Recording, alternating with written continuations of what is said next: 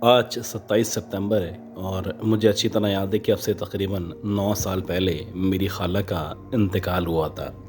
मेरी खाला का जब इंतकाल हुआ था, वैसे तो उनकी उम्र इतनी नहीं थी, लेकिन हाँ, उनका जो इंतकाल हुआ था, इस इंतकाल ने पूरे ख़ानदान को, हम सबको झंझोड़ के रख दिया था। मुझे नहीं पता कि ये किस्सा, ये कहानी मुझे आप लोग के साथ शेयर करनी चाहिए या नहीं करनी चाहिए, लेकिन बस अपने दिल को ज़रा इत्मीनान देने के लिए या थोड़ा सुकून के लिए मैं चाहती हूँ कि ये कहानी आप लोगों के साथ शेयर कर सकूँ। मैं चाहती हूँ ये कहानी मेरी खाला, जिनका नाम आसमा खातून था, उनके ही हिसाब से आप लोगों के साथ शेयर की जाए। ये कहानी एक ऐसी औरत की कहानी है जिसका नाम आसमा खातून है और वो 30 साल से ऊपर हो चुकी थी। ऐसा नहीं था कि उसके अंदर कोई कमी थी, दुनिया जहाँ का हुस्न उसके अंदर मौजूद था। उसके जो बाल थे वो इस कदर लंबे बाल थे कि जो भी एक दफ़ा देख लेता तो वो उनका दीवाना हो जाता। लेकिन ऐसी क्या वजह थी, क्या मुश्किलात थी, और ये अल्लाह ही जानता है कि ऐसा क्या मामला था कि उनकी शादी नहीं हो पाती थी। काफ़ी कोशिश की जाती, मुख्तलिफ रिश्ते वालियों से बातचीत की जाती, रिश्ते लगते, लोग आते, देखते, पसंद कर लेते, लेकिन फिर देखते ही देखते अल्लाह जाने ऐसा क्या होता कि उनका रिश्ता खुद ब खुद ख़त्म हो जाया करता।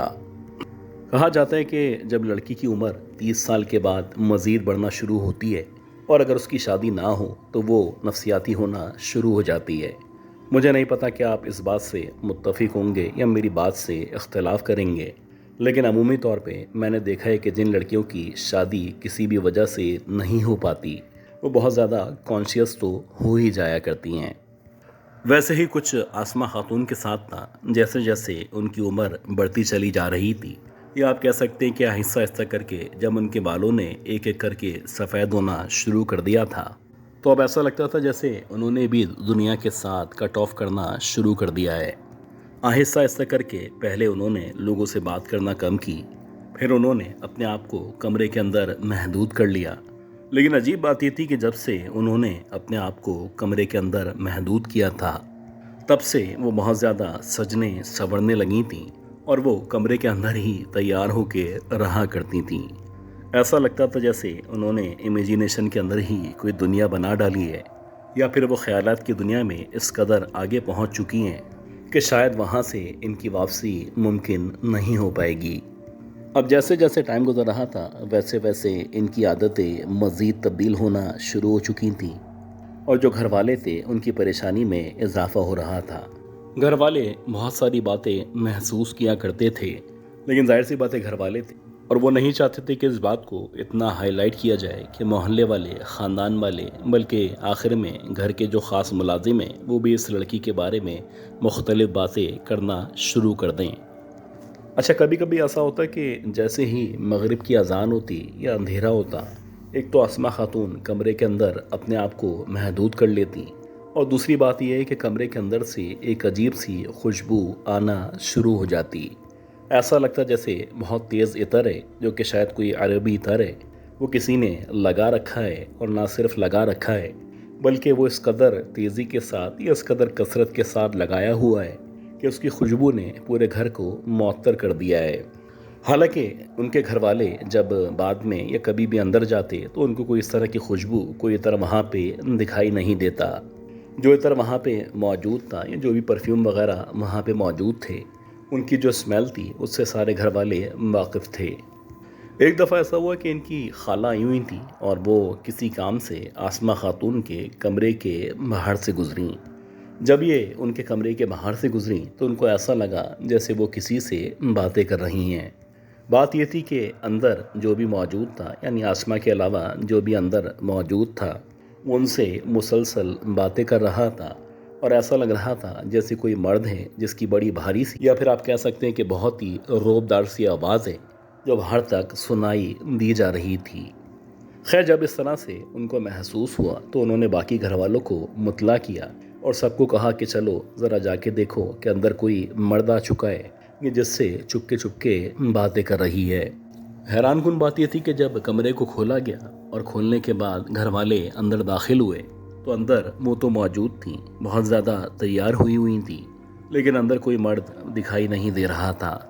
अब ये रोज़ का मामूल हो गया। जैसे ही अंधेरा हो जाता या ख़ास तौर पे रात के 8-9 बजे का टाइम होता, तो घर के अंदर यानी उनके कमरे के अंदर से उनके किसी मर्द के साथ बातें करने की आवाज़ें आया करती। लेकिन अजीब बात ये थी कि अंदर ना ही कोई मर्द ना ही कोई लड़का मौजूद होता और ना ही किसी के होने के आसार दिखाई देते। ये जो कुछ था ये बड़ा पुरस्कार था और इस पे यकीन करना तकरीबन नामुमकिन था। तो इसी वजह से जो करीबी एक मस्जिद थी वहाँ के इमाम साहब से रब्ता किया गया और जब उनसे रब्ता किया गया तो आसमा खातून ने उनके सामने आने से इनकार कर दिया। उन्होंने अपने आप को न सिर्फ कमरे के अंदर महदूद कर लिया, बल्कि जब इमाम साहब ने उनके सामने आके उन पे दम दुरूद करना चाहा तो उन्होंने पास जो भी चीज़ें मौजूद थीं वो इमाम साहब के ऊपर फेंकना शुरू कर दी। तब जाके हमें एहसास हुआ कि वाकई में इनके साथ जो भी मसला है यकीनन वो एक बहुत ही खौफनाक मसला है और अगर इस मसले को हल नहीं किया जाएगा तो आने वाले वक्तों में इनके लिए बहुत ज़्यादा मुश्किलात हो जाएंगी। इसी चक्कर में बहुत सारे लोगों से, बहुत सारे आलम दीन से रब्ता किया गया। कोई कहता कि इसके साथ कोई एक जिन मौजूद है जो कि बहुत ज़्यादा ताकतवर है और जिसकी इस कदर ताकत है कि अगर आप उसको इससे अलग करना चाहेंगे तो आपके घर वालों को नुकसान पहुंचेगा। खैर बड़े बड़े लोग आए, उन्होंने बड़े बड़े दावे किए, बहुत सारी कोशिशें की, लेकिन लाख कोशिश के बावजूद ना ही ये मसला हल हुआ और ना ही इस मसले को हल होना था। जैसे जैसे टाइम गुजर रहा था वैसे वैसे इनकी जो हरकतें थीं ये मज़ीद ख़राब से ख़राब होती जा रही थी। अब तो हर दूसरे दिन अजीब अजीब से वाक़यात पेश आते। कभी ये एकदम से छत की तरफ भागती, कभी ये घर से निकल के कब्रिस्तान की तरफ भागना शुरू कर देती और एक दफ़ा तो ऐसा हुआ कि इन्होंने बाकायदा अपने कपड़ों को जगह जगह से नोचना या फाड़ना शुरू कर दिया। खैर इस दौरानी में एक बहुत ही जय्यद आलिम थे, उनसे मुलाकात हुई। उन्होंने बताया कि फ़लाँ फ़लाँ शहर में एक साहब हैं जो कि इस तरह के मामलात को देखा करते हैं। खैर इन आसमा खातून को वहाँ पे ले जाया गया। वहाँ ले जाने के बाद जब इनका इलाज कराने की कोशिश की गई तो इसी इलाज के दौरान या इसी कोशिश के दौरान उन्होंने अपने आप को मज़ीद नुकसान पहुँचाना शुरू कर दिया। अब वो कभी अपने आप को नोचने लगती, कभी अपने बालों को खींच खींच के तोड़ने लगती और कभी कभी तो उनकी जो दीवानगी थी वो इस कदर बढ़ जाती कि वो अपने नाखून से अपने जिस्म को जगह जगह से नोच नोच के खुरच के ज़ख्मी कर लेती। आहिस्ता आहिस्ता इनकी हरकतें इस कदर बढ़ती चली जा रही थीं कि मोहल्ले वालों ने बाकायदा मुख्तलिफ सरकारी प्लेटफॉर्म्स पे इनकी शिकायत करना शुरू कर दी थी।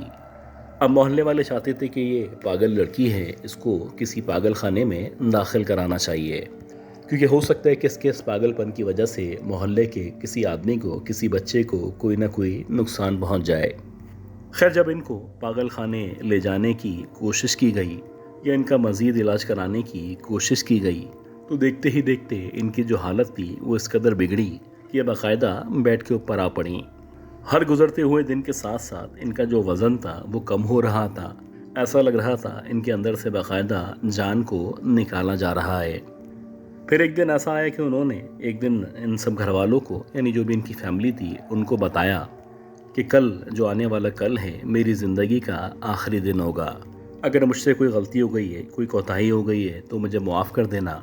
कल के बाद मैं हमेशा के लिए उसके साथ चले जाऊंगी जो मेरे साथ हमेशा से मौजूद है और जो मुझे बेइंतहा प्यार किया करता है।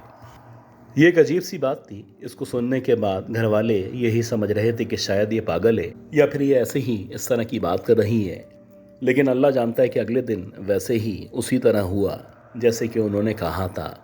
जैसे ही सब अगले दिन घर वाले उठे तो सुबह सुबह जब उनको बेड पे या उनके बिस्तर पे जाके चेक किया गया तो उनका इंतकाल हो चुका था।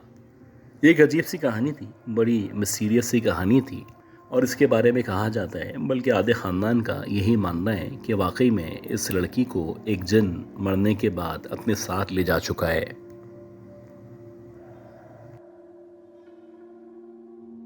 अच्छा गाइस, उम्मीद करता हूँ ये जो पहली स्टोरी थी, ये कहानी, ये स्टोरी आपको ज़रूर पसंद आई होगी। अब हम चलते हैं आज की दूसरी बहुत ही खौफनाक कहानी की तरफ और मैं उम्मीद करता हूँ कि आपने अब तक इस ऑडियो को, इस वीडियो को लाइक ज़रूर कर दिया होगा।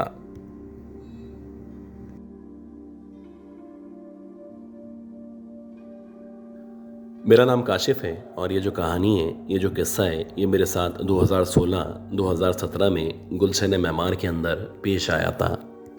वैसे जो मेरी रिहाइश है ये वाटर पम्प के ऊपर मौजूद है, लेकिन अक्सर ऐसा होता है कि आपको सवारी छोड़ने के लिए या किसी भी वजह से दूसरे इलाकों में, दूसरे एरियाज़ में जाना पड़ता है। वैसे ही मुझे अच्छी तरह याद है कि दिसंबर की सर्द रातें चल रही थी और मेरी कोशिश होती थी ख़ास तौर पे रात के औकात में रक्षा ज़रूर चलाऊं। उसका एडवांटेज ये था, एक तो सर्दी में मुझे काम करने में मज़ा आया करता था और दूसरी बात ये थी कि रात के औकात में जो भी पैसेंजर आपको मिलते हैं वो आपको आपकी मर्ज़ी का किराया दिया करते हैं। खैर, हुआ इस तरह से कि मुझे एक सवारी मिली। ये जो सवारी थी, इस सवारी ने कहा कि हमें वाटर पम्प से नाज़माबाद जाना है और हो सकता है कि फिर नाज़माबाद से हमें गुलशन मेमार किसी काम से जाना पड़े। ये जो सवारी थी बेसिकली ये फ्रूट सप्लायर थे और इनका ताल्लुक कराची से था। खैर, मैंने इनसे जो भी पैसों के मामलात थे वो सारे के सारे मामलात तय किए और मैं इनको लेके नाज़माबाद की तरफ रवाना हो गया।